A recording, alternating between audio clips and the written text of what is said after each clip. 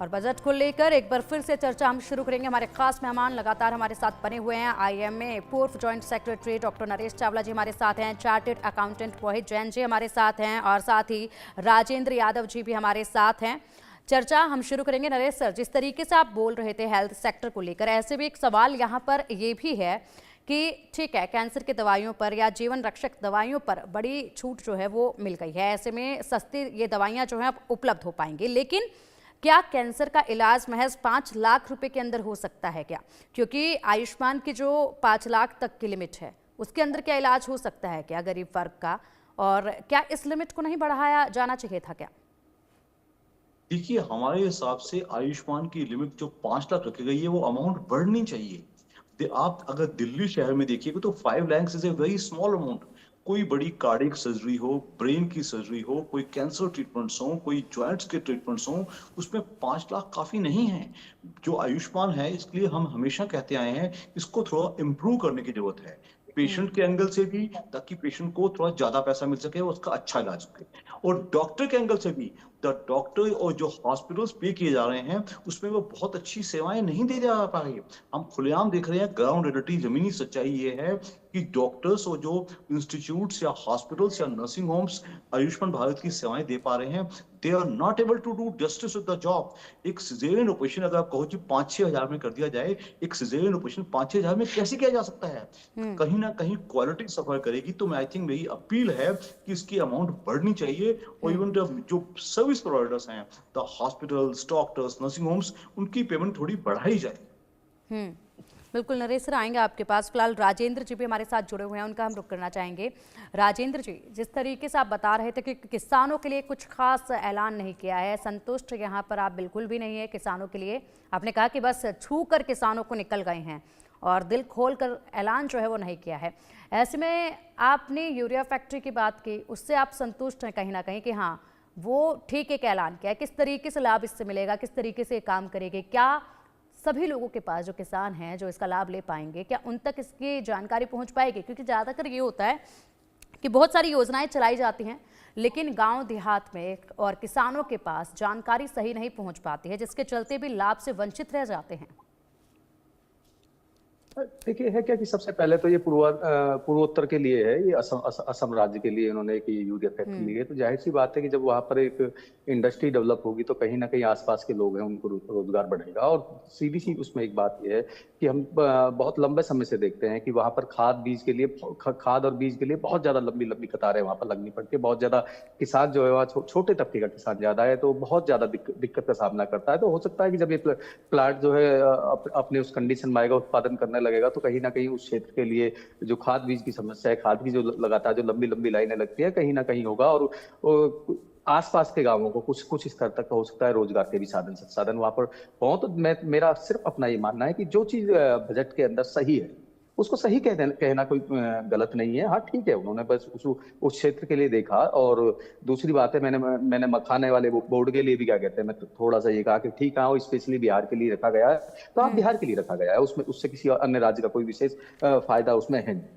हाँ, दालों की बात कर सकते हैं। दालों की बात है तो दालों से कई राज्य जो है प्रभावित होते हैं, तो वो बहुत बहुत अच्छी बात है। उन्होंने कहा है कि भाई हम केंद्रीय समिति हम बनाएंगे, उसके अंदर किसानों को रजिस्टर्ड करेंगे और 100% जो उनकी फसल है जो है उसको हम खरीदेंगे। लेकिन वही बात जो मैं दोबारा से मैं कहना चाहूंगा कि इस तरीके की योजनाएं केंद्र सरकार पिछले 2-3 बजटों में लगातार दे रही है, लेकिन धरातल पर जब हम बात करने लगते हैं तो धरातल पर हम लोगों को कुछ मिल नहीं पाता है। सिर्फ बजट में, या तो हम बजट में याद आते हैं या हम चुनाव के समय में याद आते हैं। तो ये कहीं ना कहीं देश के एक बहुत बड़े भूभाग को, लगभग 85% देश के अंदर किसानों की, छोटे छोटे किसानों की जहां पर आबादी है, उस क्षेत्र की हम बात करते हैं। तो उस क्षेत्र को आप बिल्कुल इस तरीके से नहीं कह सकते कि आपने कॉटन इंडस्ट्री के बारे में बात कर ली, आपने दालों के बारे में बात कर ली। तो ओवरऑल बहुत सारी चीजें हैं जिनको आपको एक बार इस पर फिर से विचार करना पड़ेगा। और देश का किसान जो है जब तक समृद्ध नहीं होगा, देश के किसान की परेशानियां जब तक दूर नहीं होंगी, जो आम आदमी की जो थाली है लगातार सुपड़ती हुई जा रही है, वो कहीं ना कहीं सुपड़ती रहेगी। क्योंकि जब तक देश का किसान समृद्ध नहीं होगा, देश का किसान जो है बहुत अच्छे तरीके से अन्न पैदा नहीं करेगा। जो देश की अर्थव्यवस्था में भी आपने देखा हुआ कोविड के समय में 4.64% की इकोनॉमी ग्रोथ हम लोगों ने उस समय दी थी, जब देश की सारी जो इंडस्ट्रियां थी वो बंद थी। तो कृषि क्षेत्र ने उस ग्रोथ में क्या कहते हैं, बहुत बड़ा क्या कहते हैं योगदान दिया था। तो कहीं ना कहीं उस वर्ग से हम लोग आते हैं, तो हमारी अपेक्षाएं भी बहुत ज्यादा होती है। बिल्कुल, इसी के साथ जिस तरीके से राजेंद्र जी आपने कहा ये धन धान्य योजना पुरानी योजना है, इसमें 100 जिलों को चिन्हित किया गया है, 100 जिलों को कवर किया जाएगा। ये वो जिले हैं जहां पर उत्पादन कम होता है, ऐसे में यहाँ पर तो लाभ पहुंचेगा। नहीं, बिल्कुल देखिए, जब अब ये योजना है तो मैं इस योजना के बारे में भी मैं आपको बता देता हूँ कि इसमें जो है आर्थिक रूप से जो है उन 100 जिलों को, जो भी 100 जिले इन लोगों ने चिन्हित कर लिए या करने वाले हैं, तो उसमें क्या है, खाद बीज जो भी इस तरीके की चीजें जो है हम लोग कृषि में उपयोग में लाते हैं, तो उसको आर्थिक सहायता देने के लिए इन्होंने एक आर्थिक सहायता देने के लिए ये धन धान्य योजना जो है वो निकाली हुई है। तो अगर वो जब धरातल पर आएगी तो जाहिर सी बात है कि जैसे हम लोग कह सकते हैं, बात कर सकते हैं हम लोग, उड़ीसा जो है हमारा बहुत कृषि क्षेत्र में बहुत पिछड़ा हुआ राज्य है, तो वहां के लिए भी अगर उसमें भी कुछ जिले ले लेते हैं, या आप ले सकते हैं हम लोग तेलंगाना की हम बात करने लगे, तेलंगाना में भी हमारे किसानों को बहुत ज्यादा दिक्कत होती है। तो इस तरीके से अब ये तो निर्भर करता है कि वाकई में ये इस तरीके के जिलों को चिन्हित करेंगे या जो वाकई में जो पहले से जिले समय उनके नाम पर दिखा देंगे। क्योंकि खाका जब तैयार होता है, जब धरातल पे चीज आती है, तो धरातल पे चीज आने के बाद ही पता चलता है कि ये वाकई में कि करने की इच्छा है या फिर वही एक लुभावने सपने दिखा कर छोड़ दिया गया है किसानों को। तो मैं यही चाहूंगा कि जो किसानों के लिए आप धन धान्य योजना की बात कर रहे हैं, तो 100 ऐसे जिले चुनिएगा जिसमें आपका उड़ीसा है, आपका तेलंगाना है, आंध्र प्रदेश की भी कुछ बेल्ट है, कर्नाटक की कुछ बेल्ट है, और मैं तो कहूंगा कि राजस्थान की भी बहुत बड़ी बेल्ट है, जिसमें जो है इस तरीके की समस्या आती है, जहाँ किसान को आर्थिक रूप से जो है ज्यादा जरूरत है कि उसे तो इसके लिए 100 जिले काफी हैं या फिर ये संख्या भी बढ़नी चाहिए थी? जी, आवाजें आपकी कट रही थी। राजेंद्र जी, मैं कह रही हूँ कि इसके लिए 100 जिले काफी हैं जो कवर किए जाएंगे या फिर ये संख्या भी बढ़नी चाहिए थी?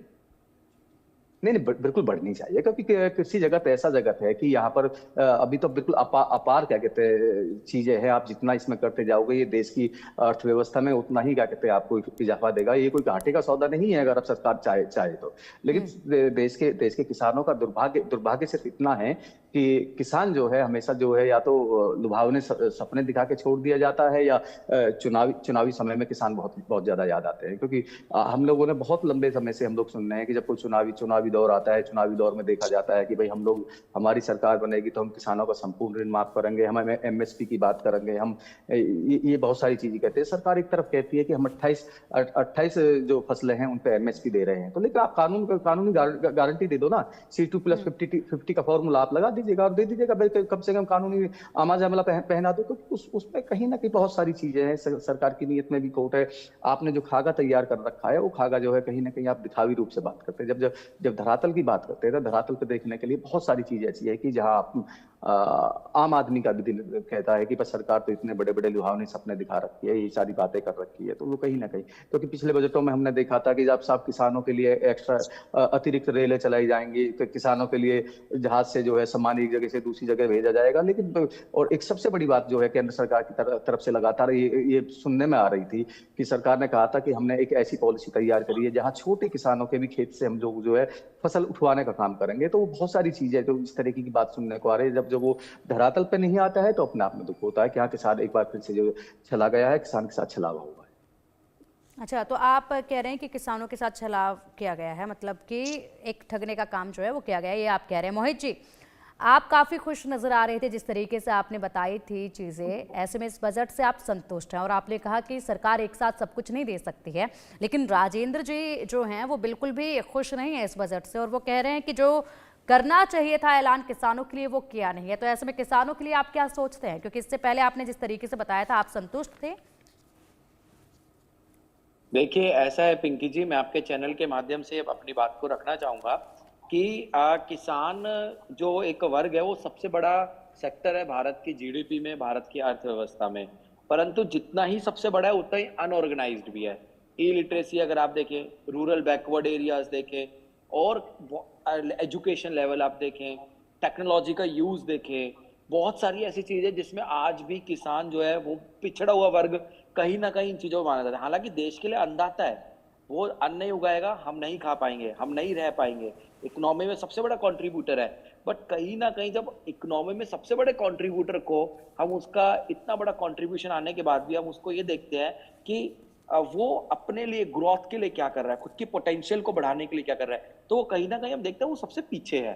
तो मैं आपके जो मेरे सहपाठी मेरे साथ बैठे हुए हैं आपके चैनल पे, आप अध्यक्ष है किसान मोर्चा के, जो सी कम्युनिटी के, तो मैं आपको कहना चाहूंगा कि हमें एक मुहिम खुद उठानी चाहिए। जरूरी नहीं है सारे काम सरकार करे। आप संगठन को संभालते हैं, संगठन का आप लीड करते हैं, तो जितना किसान वर्ग हमारा आता है उसको आप टेक्नोलॉजी से रूबरू कराएं। एआई बेस्ड टेक्नोलॉजी के ऊपर आज हम, हमारी वित्त मंत्री जी ने बहुत सारी घोषणाएं की है, उनको वहीं एजुकेशन दिया जाए। और आज देखा जाए तो फार्मिंग सेक्टर में बहुत सारे स्टार्टअप्स भी आए हैं। मेरे 2-4 दोस्त हैं जो फार्मिंग सेक्टर में एआई बेस्ड के बेसिस पे क्रॉप की चेकिंग करना, उसका मैकेनिज्म बनाना, उसकी बीज की खाद को बढ़ाना, उसकी उर्वरकता, फर्टिलिटी को बढ़ाने में बहुत सहायक है। तो कहीं ना कहीं ये बताने गैप है कि आज जो हमारा किसान है जो रूरल एरियाज में है और जो नई नई चीज आ रही है उसके बारे में उसको रूबरू कराने के लिए हमें सारा काम सरकार नहीं कर सकती है जी। देखिए, भगवान रोटी दे सकता है, खाना तो खुद पड़ेगा ना।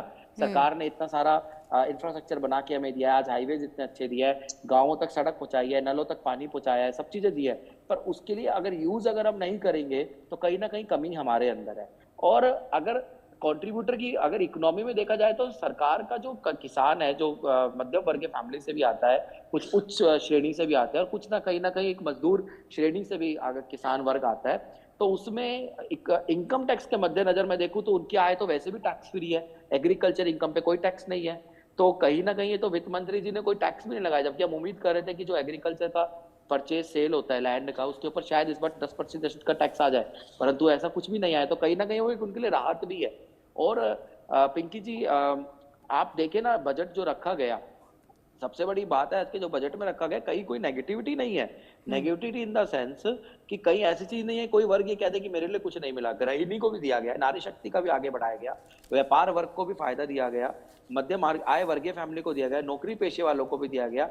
और सब मतलब आप देखिएगा विश्व में जो एआई टेक्नोलॉजी जिसके ऊपर चल रही है, आप देखिए 3 दिन पहले चाइना के ने कहा डीप सीक करके हम एआई बेस्ड टूल निकाल रहे हैं। उसके लिए वित्त मंत्री जी ने कहा कि हम अपनी यूनिवर्सिटी बनाएंगे ताकि हम खुद का अपना चैट एआई बोट टेक्नोलॉजी के बेसिस पे बना सके। तो कहीं ना कहीं ये वेलकमिंग स्टेप है शिक्षा संस्थान में शिक्षाओं की आगे बढ़ोतरी के लिए और नई टेक्नोलॉजी, नए संस्थाओं में, नई चीजों में। आईआईटी पुणे को, सॉरी पटना को जो सौगात दी गई है, ठीक है हम मानते हैं कि बिहार चुनाव मद्देनजर से शायद ये घोषणा की गई है, परंतु ये एक सैंपल बेस है। अगर आज आईआईटी बिहार में ही चीजें अच्छी बढ़ती है तो हो सकता है पूरे हिंदुस्तान में जितने आईआईटी हैं उनमें सब में ये कार्य प्रणाली चालू की जा सके। तो अच्छी चीजें सरकार की तरफ से दी गई है और एडमिनिस्ट्रेशन वर्क है। सरकार धीरे धीरे कदम बढ़ा रही है 2047 में एक इंडिया को डेवलपिंग नेशन से डेवलप्ड इकोनॉमी नेशन बनाने के लिए, भारत की तीसरी अर्थव्यवस्था जो विश्व की सबसे बड़ी अर्थव्यवस्था है उसको पहली अर्थव्यवस्था बनाने के लिए। तो कहीं ना कहीं सरकार सहयोग करे, तो आइए हम सब मिलकर कदम बढ़ाते हैं और सरकार का सहयोग करते हैं, और कहीं ना कहीं हो सकता है, और मैं पूरा विश्वास से मैं कह सकता हूँ आने वाली कुछ ही सालों बाद हमारी अर्थव्यवस्था पहले नंबर पे अर्थव्यवस्था होगी। जी ठीक है मोहित जी, आप